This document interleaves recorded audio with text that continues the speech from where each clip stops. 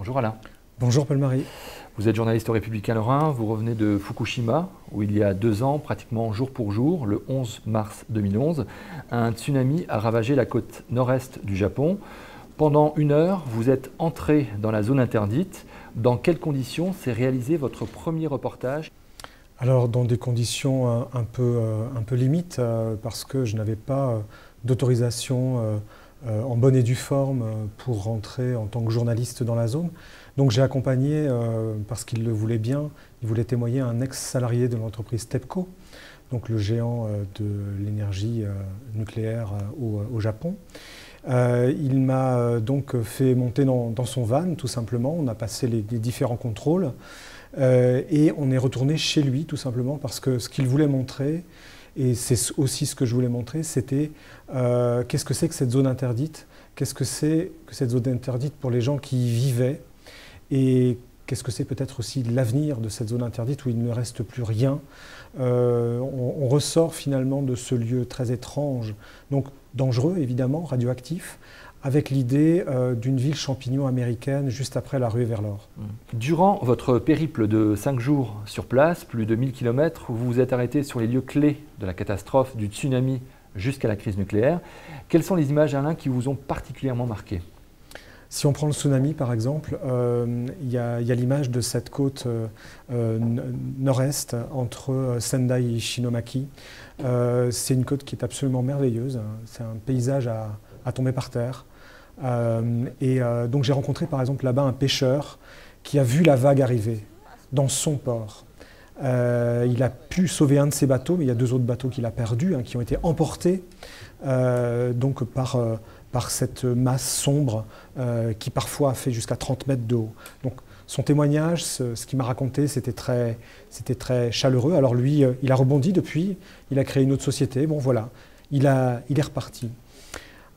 Un autre, alors c'est plutôt des gens évidemment qui m'ont marqué, ce sont ces enfants justement déplacés de la zone interdite aujourd'hui, par exemple des enfants de la ville d'Okuma, donc qui vivaient à 5 km des 6 tranches de Fukushima Daiichi, et qui maintenant vivent à 150 km de là. Ils ont changé d'univers et ils sont passés de la douceur de la côte Pacifique à la froideur, à la rigueur de l'hiver dans les montagnes du nord-ouest. Alors c'était intéressant de les faire s'exprimer sur leurs souvenirs, ce qu'ils avaient vécu et ce qu'ils ont encore en mémoire. Après, je dirais évidemment, il y a cette zone interdite qui est quand même très marquante. On a vraiment l'impression de passer d'un territoire d'un monde de vivants à un monde des ténèbres, un monde de mort, sans être trop dans le pathos.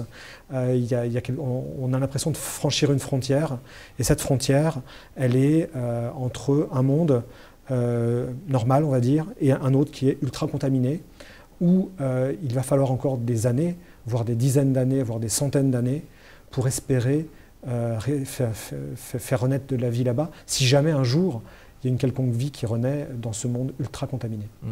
Parce que la vie continue, vous venez de le dire, vous vous êtes également intéressé au quotidien des gens sur place, notamment sur les questions de santé et d'alimentation.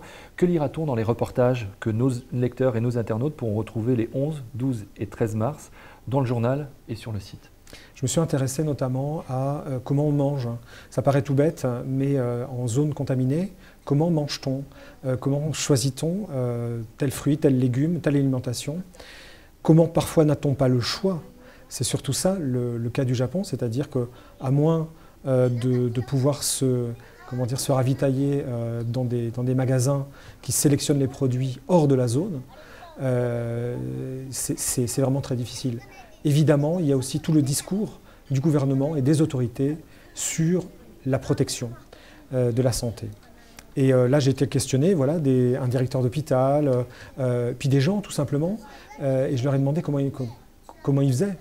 Alors, la chose la plus marquante, c'est le fait qu'ils aient très peu d'informations d'un côté, donc les gens. Et puis de l'autre côté, c'est par exemple des médecins qui disent « ben non, c'est pas tout va bien, la contamination est faible, les gens font attention dans leur alimentation », ce qui n'est pas vrai. Donc tout va bien. Il y a franchement ce sentiment qu'il faut très très vite, 2 ans après, revenir à la vie normale et faire un petit peu comme si de rien n'était.